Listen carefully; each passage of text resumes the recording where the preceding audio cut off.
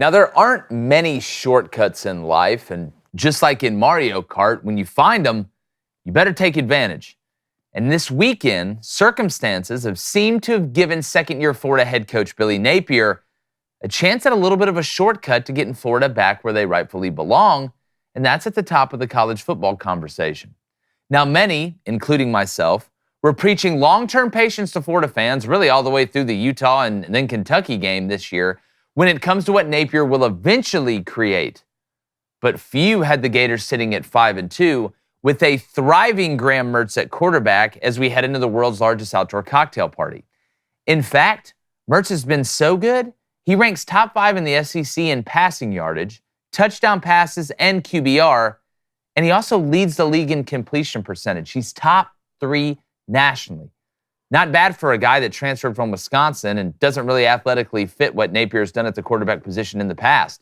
To be honest, it almost feels like Graham Mertz is what people thought Peyton Thorne was going to be at Auburn, but they Freaky Friday switched. Great. The question now becomes, can Napier take a humongous jump early in his tenure by beating a now Brock Bauerless Georgia team that is still developing? Although they're winning, that's a great problem to have. After all, Florida's got nothing to lose.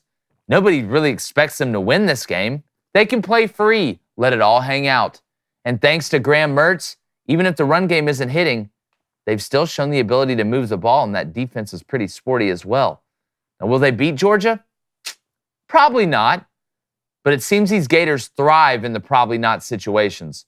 And boy, what a shortcut it would be for Chill Bill in year 2. Turn that seat from warm to freezing in the best way. No, that's not a Hugh Freeze joke. I'm going to bring in David Cohn, former Michigan quarterback, Connor Stallions supporter.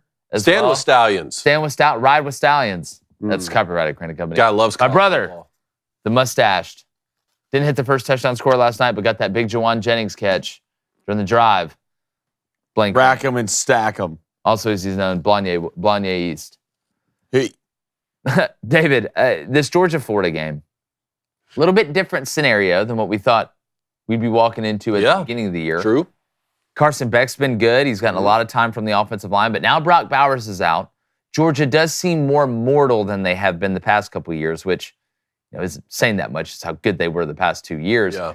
Not that Florida has an advantage from a personnel standpoint, but watching them operate, and it's not just offensively, right? We've seen the run game come and go. We saw them struggle at Utah. We saw them struggle at Kentucky running the ball. But then, they've been Jekyll and Hyde at home and away, but then they go to South Carolina last week.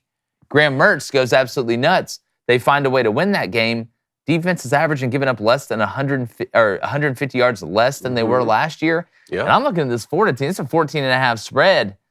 I mean, I like Florida to cover this. I think this could be a football game. 14.5 points. They won't have the benefit of getting them in the swamp where they're so tough to beat, but still get them in the state of Florida. And I'm glad you talked about Graham Mertz. Man, you and I looked at each other during that Utah game and said, man, this kid's playing pretty good. Just it looked better than what it looked better. At He was on schedule. Now, of course, they lost that game, but they didn't lose it because of him. And then now a couple weeks in, we're like, yeah, okay, well, it makes sense. Like, he's actually playing good football. And another thing is, on the other side of that, Carson Beck, too. Yep. I mean, Carson Beck's been playing good football. Across the board offensively, just listen to this from the quarterback perspective. Carson Beck, 2,100 yards passing, 12 TDs, 4 picks. Graham Mertz, 1,800 yards passing, 12 TDs, 2 picks. Receiving, Brock Bowers, 41 receptions, 567 in the yards, 4 touchdowns. Ricky Pearsall, 44 receptions, 619 yards, 3 touchdowns. And then Georgia's leading rusher, Edwards, 80 carries on the season, 460 yards, 6 TDs. And then Johnson, Florida's leading rusher, 85 carries, 438 yards, 4 touchdowns. A lot of similarities. What's not the same, though, is on the defensive side of the ball and the records, right? I mean, Florida already coming into this game with 2 losses. If Florida's going to win this game, I see either Graham Mertz needs to sort of freak out Kyle Trask style from 2020, which is I think the last time Florida's won this game in the last 6 tries, something like that. Over 400 yards passing. Ricky Pearsall has 150 yards receiving, something like that. Or maybe you just turn Carson Beck over 3 times because one of those guys we just talked about on the offensive side is not there, right? Yeah. Brock Bowers is not going to suit up. Maybe you turn him over 3 times. Maybe you find some success if you're Florida with this nice pin and pull trap game that you've had some success with throughout the year, like against Tennessee. Or maybe it's just going to take both of those things. Yeah, well, you mentioned Brock Bowers not being there. And you look at the yards, you say 567. Man, that's impressive. almost 14 yards a catch. Man, that's impressive. He leads them in touchdown receptions, obviously, with 4, but he's got 41 overall receptions. Right? The next closest person has 10 less. That's Dominic Lovett, who they need to come on with 31. The person who's second in yardage to him, Marcus Rosemy-Jack Saints, got 333 yards, 230 yards less. And that security blanket and that comfortability on third down, that's why you see that reception number so high. You take that away. We haven't seen Carson Beck have that game where he's really, really struggled yet. Typically, it's coming down the pipe, but I guess when you get protected as well as he does, it's almost hard to struggle. Not that Carson isn't playing well. There's been games he's moved around in the pocket. I think he's kind of a sneaky guy for Heisman. But Blaine, it's kind of a weird situation with Florida when you look at this offensively going against Georgia and how you want to run the ball. Florida's had a lot more success running the ball north and south, right, as opposed to laterally. We saw him try and do it laterally against Utah. It didn't work. I don't think you're going to be able to line up just like Kentucky tried to and run it into the teeth of this Georgia defense. I mean, are you going to have to blend the lateral runs with the north and south runs? Are you giving them a lot of eye candy? Because while Florida has had success when the run game hasn't been great, I think you have to find some sort of balance because even though Pearsall's nice, I don't want to go and attack Malachi Starks and Bullard and all of them because that's where Georgia's the strongest. You're going to have to pick somewhere to attack. And if it's me, I think you're right. One, you need a lot of eye candy in this game. That's including motion, a lot of bunch sets. I lean on my best player on this offense on Florida, and that's Ricky Pearsall. He's an NFL receiver. I think Eugene Wilson's a close second. I think the kid's going to be an absolute stud, and you have 2 NFL guys running around. And Graham's growing in front of our eyes. But the more I look at this game, the less I like Florida. I think Georgia's one of the teams this year, and we've seen it throughout the year, that they play up to competition in big games. True. They show up in big games. And that's what I think Georgia's going to do. Even when you lose Brock Bowers, you look behind him, and I know they're not the same guys, and I know they're not close, but your tight end room's pretty damn deep. I think Carson Beck has still not had his best game yet, even in the Kentucky game. So I think Georgia's going to come out and handle business in this game, but I think Florida is going to look okay. I think Florida's actually getting in to the meat of their schedule where you're really about to find out these Florida Gators. I mean, you got Georgia, Missouri, Arkansas. Arkansas is probably the only game you're going to be favored in down the stretch.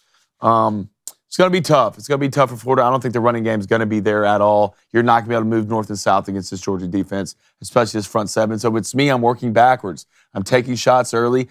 I want my best Ricky Pearsall on their best. I believe in my guy more. I believe in their guy. So we'll see how Georgia handles in the back end when it comes to bracketing or double teaming. If they do double team Ricky, you can go to Eugene Wilson, but I just don't think Florida has enough to take down this Georgia team. College basketball's around the corner. The NBA's about to start. We got Major League Baseball playoffs. We're pretty much in the World Series. College football, the NFL, and DraftKings Sportsbook, they've got you covered in every single sport. Now, with basketball upon us, there's a lot of people that are putting in a lot of futures. And let's be honest, it's more fun when you're in on the action. And if you download the DraftKings Sportsbook app right now and use our code CRANE, C-R-A-I-N, you can get $200 in bonus bets instantly when you bet just $5 on NFL football. Basically halfway through the season, we haven't even touched the playoffs yet. That's only on DraftKings Sportsbook with our code CRANE, C-R-A-I-N. Please bet responsibly, but with DraftKings, the crown is yours. I get what you're saying about the big games. It's not like Georgia's played the toughest schedule in the world. You can only play you're supposed to play. But a lot of times when they've stepped up in those big games, let's go back to the South Carolina game, right, which was a big game at the time. You're down 14-3 at half. What do you do in the second half? You get Brock Bowers more involved. You get Carson Beck more comfortable. Go to the Auburn game. You're down in the second half. We saw Brock Bowers really take over in the second half, especially in the fourth quarter. What happens if you're now in a game where you are down and Brock Bowers is not there? I think that's the biggest unknown. And you know, people say, oh, Jake, when you talk about Brock Bowers' look at numbers. Look at Ricky Pearsall. 44 receptions. Next closest guy is Eugene Wilson with 26. 619 yards. Second closest guy is Eugene Wilson with 251. Boardingham, the tight end, actually leads them in touchdown receptions with 4. But Ricky Pearsall is playing in this game. Like, so even if you say, all right, we're going to shade Ricky Pearsall, we're going to try and do as much as we can to take him out, which Georgia's good enough to take him out of the game. Well, he's still out there, so you still got to put 2 people to him, right? There's not that Brock Bowers, oh, we're going to try and take him out. He's going to be a decoy. We're going to put 2 guys on him, but he's still out there running around. So I think there is a lot of unknown questions, but the main thing, and this goes back, and I know that the talent gap is different, right? Obviously than Notre Dame and USC, but there's something to be said with playing with freedom. Florida's got absolutely nothing to lose. True. They could go out and lose by 3 touchdowns, and Florida fans will still be like, listen, we're 5-3. That's a tough loss. Obviously, we want to win. But Georgia can go out and win by 3 points, and people say, oh, Georgia didn't play good. Georgia didn't look good, even though they still won. Florida has the type dudes. They don't have enough of them right now, and you can see what Billy's doing in recruiting, where if they catch a couple breaks, maybe you fake a punt, right? Maybe you run a couple trick plays. Maybe you do something out of the box that steals a possession or keeps you in the game. I just feel like if we're sitting here looking at this game in the fourth quarter and it's 17-14 or it's somewhere around there and you're one or a couple, it seems like Florida, the longer this goes on, the more they start to believe. And you can see it in games. And it's not just some of the surprises that we've seen. It was South Carolina on the road. It's just something about, and the way Billy Napier is, he's never too up. He's never too down. He's kind of like this. Feels like all the pressure's on Georgia. They are the better team. They should win. But there's something to be said with that, Blaine. You know how I think pressure makes diamonds, and I think Georgia's used to pressure. Either makes diamonds or bust pipes. I think every team walks into this game like, well, even if we lose, we're supposed to lose, and we'll believe we have hope. Next thing you know, it's halfway through the third quarter and getting your ass beat. So, I mean, Kirby gets up for these games. That could happen. Kirby will have this defense ready in this football game. If you think you're going to see the same Georgia team you saw against Vanderbilt, I promise you, buddy, you're not. It's going to be, it's going to be a walk in the park for Georgia, in my opinion. In the park. I think this Florida team's maybe a little bit better in Kentucky, maybe a little bit better. And they got blown out by Kentucky. I think if they played now, it'd be a little bit different. I think it'd be a lot closer. They were on the road. Yeah, that's true. Neutral field maybe, but I feel like this Georgia team, and you go back to that Kentucky game, did Brock Bowers have 7 receptions for 130 yards? For sure. Yeah. But look at Rosemary Jack Saint, 5 catches, 100 yards. Rod Thomas, 6 catches, 70 yards. Lovett, 4 catches, 30 yards. Oscar Delp. And you got to admit, one guy who never gets mentioned who's getting healthy. Ladd McConkey. It's Ladd McConkey. Well, he's the guy who's and there's not a guy on Florida who can cover Ladd McConkey. Carson Beck will sit back there. He is getting healthy. But on the Brock Bowers point, we're not just talking about the best tight end in college football. He has an argument to make that he's the best player in college football. And For sure. These next 4 weeks, when you talk about Georgia's schedule, Florida, Missouri, Ole Miss, and Tennessee, I think we're going to find out, has Georgia, with this high-level recruiting, built the sort of depth that has just set them apart so much that they can go without really the best player in college football? Or is it going to play, like Jake said, without Brock Bowers there late in that game against Auburn, that's a completely different game down the stretch, I believe. And another thing on tight ends, it's not every football team has a tight end as their primary pass-catching option instead of a wide receiver.